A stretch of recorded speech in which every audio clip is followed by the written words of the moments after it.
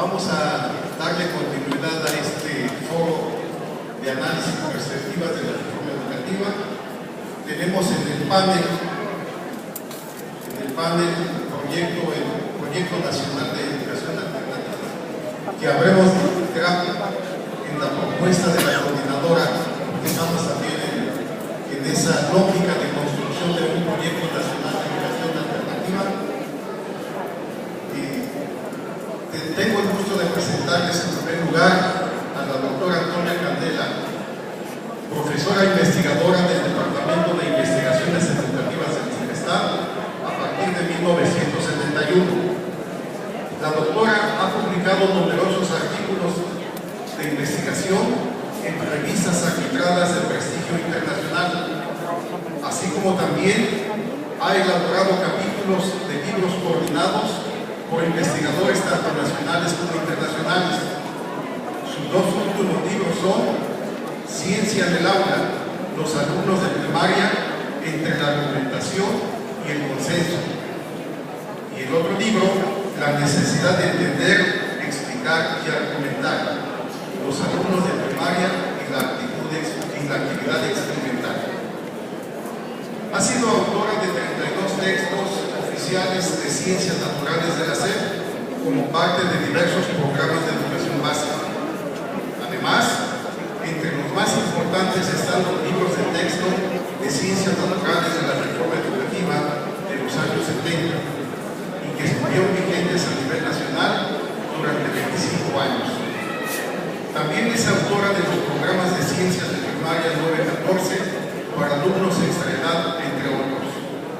Ha sido miembro de distintas organizaciones internacionales dedicadas a la investigación educativa.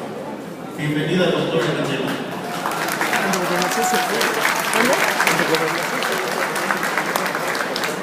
El doctor Hugo Aboites Aguilar, conocido por todos nosotros también, es profesor investigador del Departamento de Educación y Comunicación de la División de Ciencias Sociales y Humanidades de la Universidad Autónoma Metropolitana de la Unidad Xochimilco.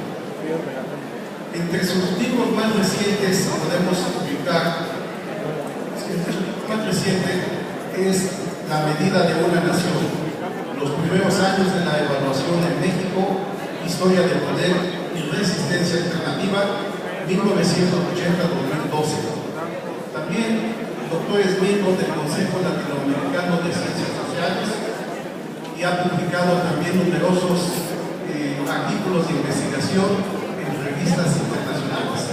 Bienvenido, doctor Hugo Aboites.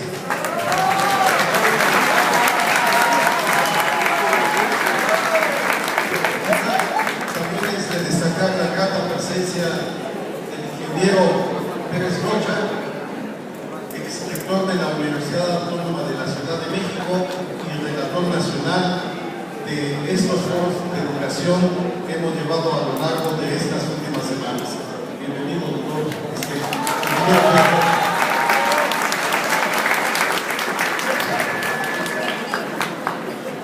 Tengo el gusto de cederle la palabra a la doctora Antonia Candela.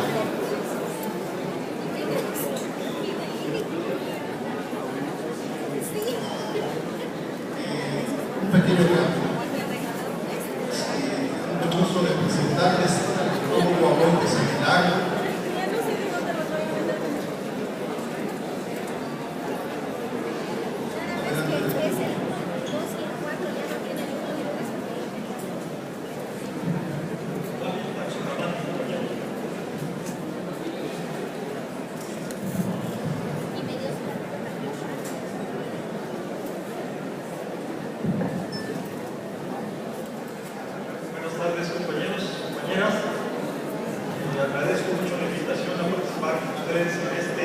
Histórico evento.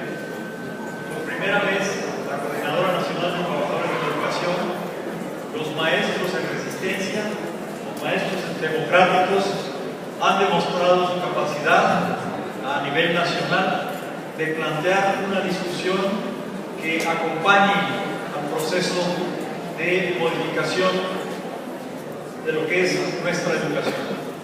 un papel importantísimo, protagónico, que ciertamente es el primer paso en una nueva dirección en la que está encaminada el movimiento de trabajadores de la educación. Quisiera en esta breve participación exponer algunos planteamientos que me parece pueden ayudar a la discusión y la presentación de los resultados de estas jornadas de discusión que tuvimos a lo largo y ancho de la República.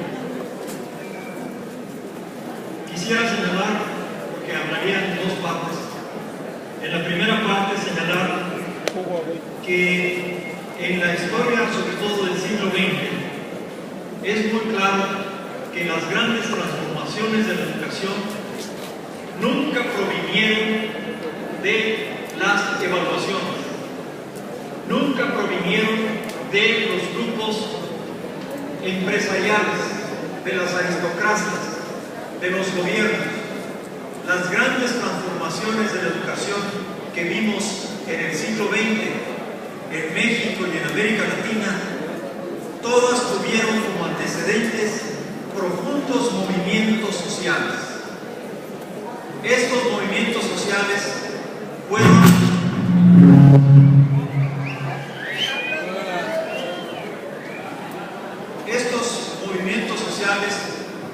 sus aspiraciones, sus demandas, su fuerza política, fueron retomados por estados y gobiernos que entendieron claramente que esa fuerza social les podía dar también un poder muy importante a una burocracia gubernamental y estatal. En esa perspectiva nacieron los sistemas educativos de Perú, de Argentina, de Chile y por supuesto también de Cuba y por supuesto en el caso mexicano. Fue una confrontación a nivel latinoamericano entre fuerzas conservadoras de la derecha, aristocracias, empresarios y gobiernos profundamente alejados del pueblo. En esa confrontación surgieron aspiraciones como los de tierra, derechos laborales y educación. El hecho de que se hubieran dado estos grandes movimientos, en el caso mexicano de 1910 a 1920 y adelante, hizo que la educación viviera en esos primeros años una verdadera época dorada, una época de una enorme transformación. Se pasó claramente de la idea de que la educación era privilegio para algunos, un evento, una actividad que estaba recluida en algunas ciudades, y se transformó a la idea de que la educación es un patrimonio social para todos. Ese cambio tan importante recorre América Latina en esos primeros años del siglo XX.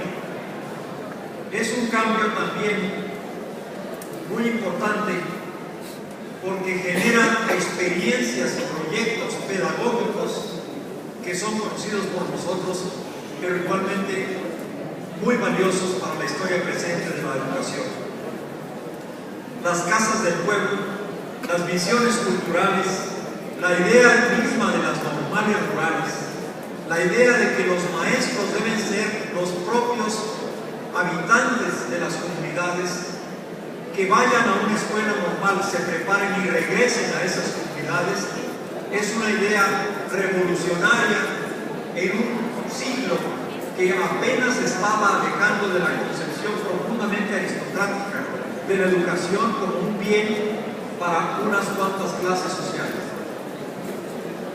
El cambio también del artículo 3 constitucional, que proclama tres cuestiones importantísimas que vienen a cambiar también la concepción de la educación y que son, en primer lugar, la idea de que la educación educación es una responsabilidad del Estado. Por primera vez en la Constitución mexicana, esta responsabilidad aparece con toda claridad. No estaba presente en 1854, ni siquiera estaba presente claramente en 1917, sino hasta 1933, cuando se modifica en ese año la Constitución, el artículo 3º constitucional. La responsabilidad del Estado. Y en segundo lugar, por consecuencia lógica, el derecho a la educación de todos.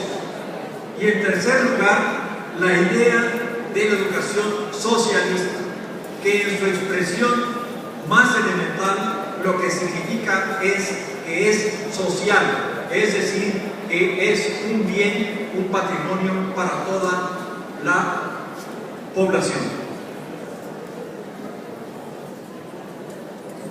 Los maestros, esos nuevos maestros que surgieron a partir de las normales rurales y de las normales urbanas, retomaron el proyecto de educación que construyó el gobierno y el Estado mexicano en esos años.